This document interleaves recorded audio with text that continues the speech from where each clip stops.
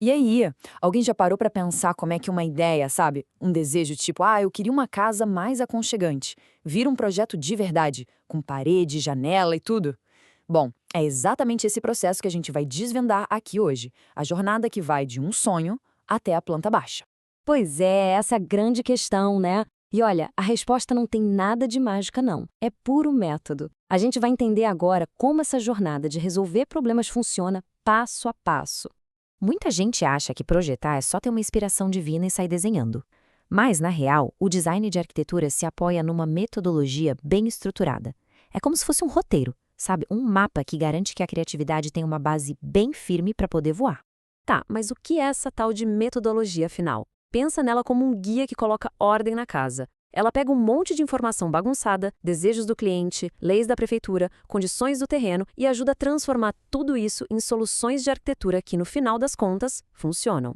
E tudo isso começa no ponto mais importante de todos, o chamado Programa de Necessidades. Pode acreditar, essa é a fundação de qualquer projeto. E a principal ferramenta aqui é saber ouvir. É isso mesmo! Antes de traçar qualquer linha, de pensar em qualquer parede, o primeiro passo é entender e anotar todas as demandas, os sonhos e as necessidades de quem vai usar o espaço. Essa fase é só isso: ouvir e documentar. E essa lista de desejos, digamos assim, vira um documento mais sério, que é o Programa de Necessidades. Ele vai detalhar que ambientes precisa ter, o tamanho mais ou menos de cada um, como eles devem se conectar e para que cada um vai servir. É a verdadeira espinha dorsal do projeto. E aqui tem um pulo do gato. O papel de quem projeta não é ser um simples anotador de pedidos. É interpretar, questionar, organizar. É transformar uma lista de ideias soltas num briefing que faz sentido e que pode, de fato, virar um projeto. Beleza, o programa de necessidade está pronto. E agora? Como essa lista de ambiente começa a ganhar forma de espaço? A resposta está na próxima etapa: a organização pela lógica da setorização. Setorização pode parecer um nome complicado, mas a ideia é super simples. É basicamente organizar a casa com lógica, agrupar os espaços por tipo de uso para que o dia a dia ali dentro flua bem, sem atrapalhar ninguém.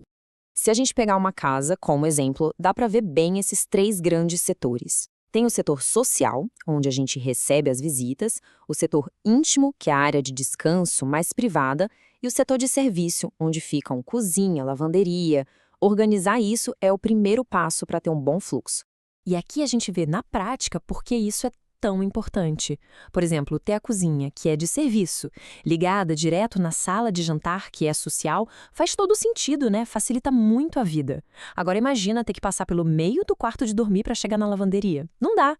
A setorização serve justamente para evitar esses fluxos ruins.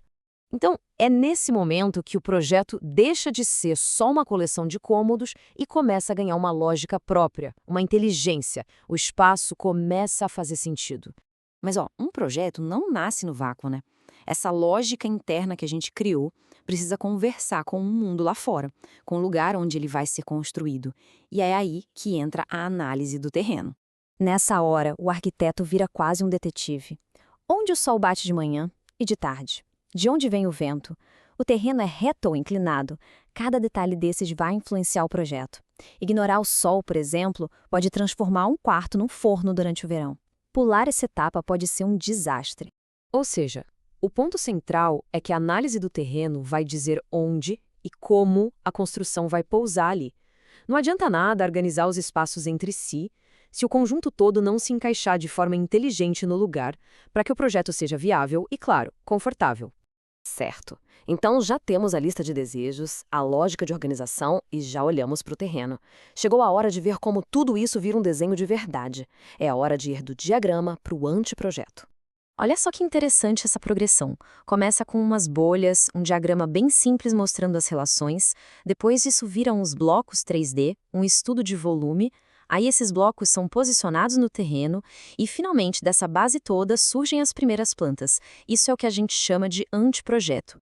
O anteprojeto é exatamente isso, a materialização. É aquele momento incrível em que os conceitos, os fluxos, as relações, tudo aquilo que era abstrato, finalmente vira espaço construído, vira parede, porta, janela. E é super importante entender que, mesmo sendo um rascunho, o anteprojeto já passa por um monte de testes. Ele funciona bem? Está respeitando a legislação? Dá para construir de verdade? Fazer esses ajustes agora evita uma dor de cabeça e um prejuízo enorme lá na frente. E no fim das contas, a grande sacada é esta: ter um método não engessa a criatividade. Pelo contrário, ao resolver primeiro toda a parte lógica e funcional, ele dá para o arquiteto uma base segura, um chão firme para poder ser livre e ousado de verdade na forma e na estética do projeto.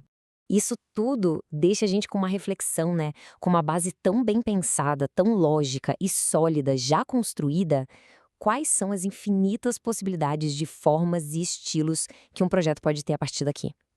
Fica a pergunta no ar. Até a próxima!